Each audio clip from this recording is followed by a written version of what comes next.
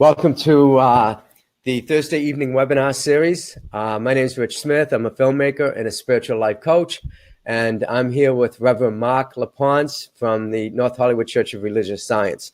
Tonight, we're going to talk about affirmative prayer, spiritual mind treatment.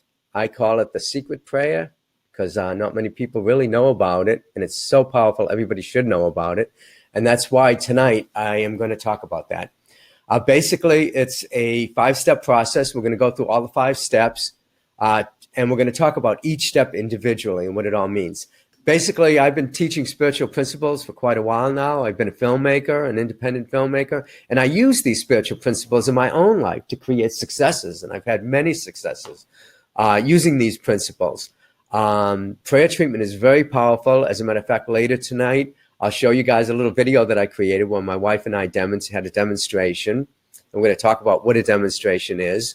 But let's first start with asking Reverend Marc exactly what is a prayer treatment or spiritual mind treatment? Well, good evening, first of all. And yeah. Actually, why don't you introduce yourself and talk a little bit about yourself too? Oh, sure. So I'm Reverend Marc LaPonce, as Richard has let you know, and I'm the assistant minister at the North Hollywood Church of Religious Science in North Hollywood, California. I'm the assistant to Dr. Mark Vieira, and I absolutely relish my job. I first discovered religious science, and it's for those of you who are out there who have seen communities called Centers for Spiritual Living. We're one and the same. Was formerly, all the churches went by the name Religious Science, and our denomination as a whole goes by Centers for Spiritual Living. We just chose not to change our name. I guess we didn't want to change the sign outside the church. But when I first walked in to my first service, it was in Religious Science, and that was at the North Hollywood Church. I walked in and I heard a service where there were readings from the Bible, from Kabbalah in Judaism, from the Quran. The senior minister, Dr. Mark, quoted Jesus, Buddha, Einstein, and just was talking about different spiritual principles and how they reverberate through different teachings.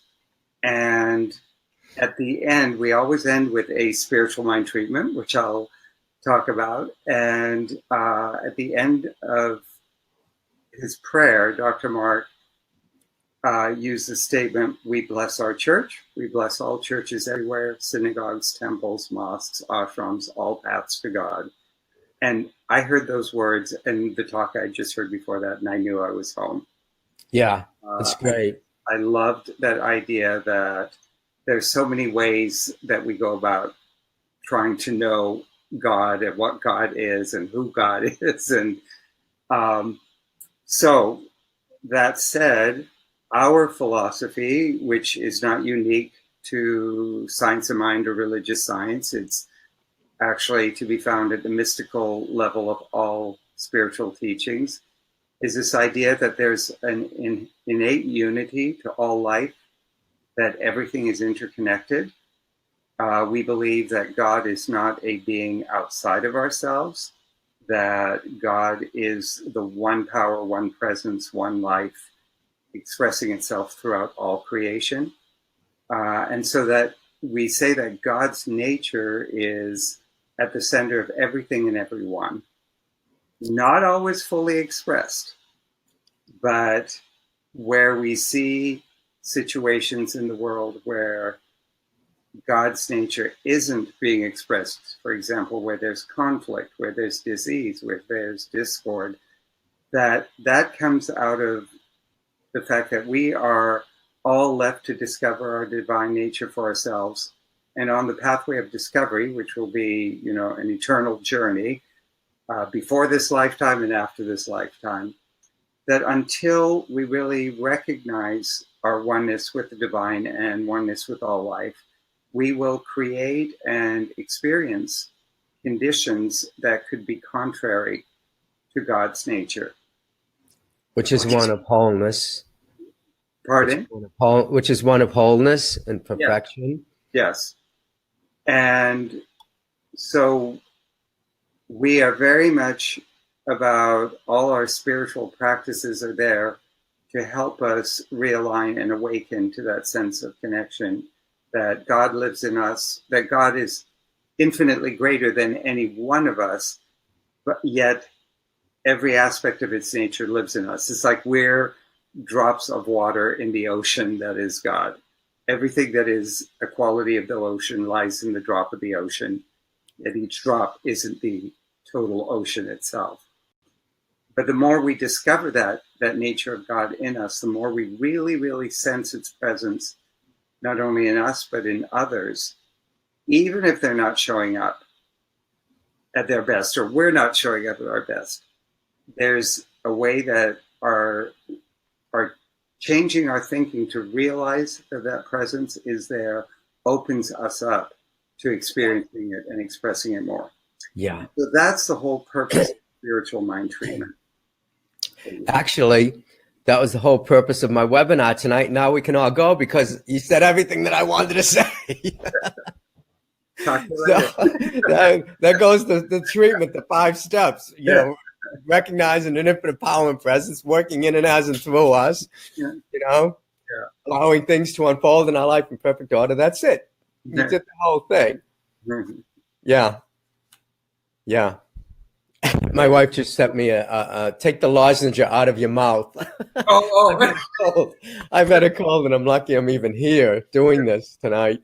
Anyways, it's either that or cough all night. But yeah, that's it. And that's exactly why I wanted to put this webinar together tonight, because that's what we're going to do. We're going to talk about this in a way that people can really get it, can really understand what this infinite power and presence is. Let's start with the first step. Okay, I go recognition, unification. Back up a little bit. Sorry. Yeah. But just to explain that spiritual mind treatment is a form of prayer that is unique to religious science. Yeah. Ernest Holmes, the founder of our teaching, this is all based on, you may have seen the book, The Science of Mind. Yeah. Our whole teaching is based on the science of mind philosophy. Religious science is the teaching that grew out of the science of mind, the spiritual tradition that grew out of that philosophy. And so it's where we're used to thinking of prayer most of the time as a process of asking the divine for something, some greater good that we want to experience, putting it out there, God, please do this, or give me that, or let me have this. And I'm going to say right here, right now, we are not saying that any other form of prayer doesn't have value. I embrace all of them. There are times that I still pray that way. Yeah. Spiritual mind treatment is a 5-step process that helps us to shift our thinking to recognize that God is in everything, that we're part of God. And if that's true, then whatever human circumstance we're going through that we might want to change, or even if it's something good that we would like to see expanded or enhanced, that when we really recognize how everything, that God is at the center of everything, and that conditions in the world are temporary effects, and they can all be transformed into good or greater good, the more we can convince ourselves that that's true, then we open ourselves up to that experience. So rather than asking for a power outside of us to do something for us, we're saying that power actually lives within me and lives within all things. And when I recognize that God's nature is in me, that God's nature is all around me, and I really believe that, I open myself to creating the greater good that I'm seeking for myself. A lot of it is for those who are familiar with the New Testament, in the book of Mark, you have this idea that we should pray with the idea that it is already done. And when Yeah. we really believe it, Yeah. then it will be the good that we are praying for will be ours. That's when you really believe it. That's where the whole idea is go. Your faith has healed you. You Mhm. know, the Christ would say, pick up your pallet and walk. You know, Right. it was the faith. It's the belief system. It's the faith. And I think that for me, the spiritual mind treatment just puts me in that whole mode of belief and faith because I Mhm. know that it's done. I know it's already done in the mind of the infinite. Right. And then it opens me up to allow it to flow through my life and it hasn't through me. So Nice. let's talk about the 5 steps. Okay. Am I correct? Recognition, unification, realization, thanksgiving, and release. Okay. Yes. We'll go through those 5 steps. The first one is recognizing. What are we recognizing? I think you already talked about it. So, yes, and if you think about this, it's a very logical process to help our minds to change to realize the greater good. Okay. And you mentioned earlier that Jesus saying, pick up your pallet and walk. Yeah. Well, we believe that beings like Jesus, Buddha, Krishna, these were all great masters. We talk about them as being models of Christ consciousness. Yeah. They knew, they felt their oneness with the divine. They saw that presence in us. They didn't need to do a 5-step spiritual mind treatment. They just walk through life with that consciousness. We're not that evolved, and so we need tools. So, Right. so with a spiritual mind treatment, the first step when you say recognition is to recognize God is the one and only true power ever present throughout the universe. That there is one life, in the words of Ernest Holmes, one life, one power, one presence. And, that life is my life. So we go from saying, if God is everything, if I can recognize that there's a divine wholeness, Present. lovingness, intelligence, infinite good that is present as an infinite potential in everything and everyone, if that's true, then I must be part of that, Yeah. which is when we move into the second step, which is unification. So I've recognized that God is in everything and everyone, therefore God lives within me. Yeah. And We are individualized aspects of the divine. right. So I am a unique expression of this one life that is God, and everything that I associate with God's nature is my true nature.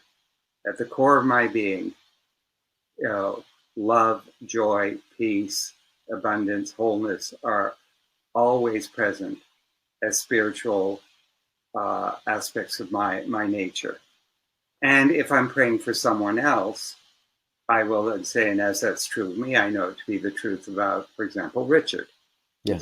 I know that Richard is also a unique expression of God, that everything that I associate with God is Richard's true nature. So that would be my second step, the unification. A unique, perfect expression of the divine, right? Well, you're kidding. No. Yes, absolutely. We are all unique, perfect expressions of the divine. Yes, And the only flaws that we have within us are the flaws that we bring into our own belief about ourselves. correct. If you believe you're flawed, you're going to be flawed. Right. If you If you believe you are lacking in any way, you are going to experience lack. That exactly. doesn't always mean you're going to experience lack outwardly, but you're going to have an inner experience of lack. I think Howard Hughes is a great example of an individual who had so much material wealth, yet always lived in fear of it wasn't enough. And we hear that here's what we would consider, one of the wealthiest human Yeah. beings, but that he had this fear. So he was experiencing lack, and very often we have it what we would say, oh, I just feel like I'm so lacking in courage, I'm so lacking in my ability to open up and embrace others or whatever. It's a perception. Yeah. And sometimes it translates into an outer experience that looks very much like lack and Yeah. limitation. Other times we're experiencing it, and yet the physical evidence doesn't support Yeah. the feeling, but we're still experiencing lack. Our Yeah. belief, really, our perception drives everything in our life experience. Yeah. I think the Buddha said, thoughts become things. Yeah. That, whatever you think of is what you're going to create. That's it. Well, and Jesus, they just say, "As you have believed, so shall it be done unto you." It is measured according to your belief. Yeah. Yeah.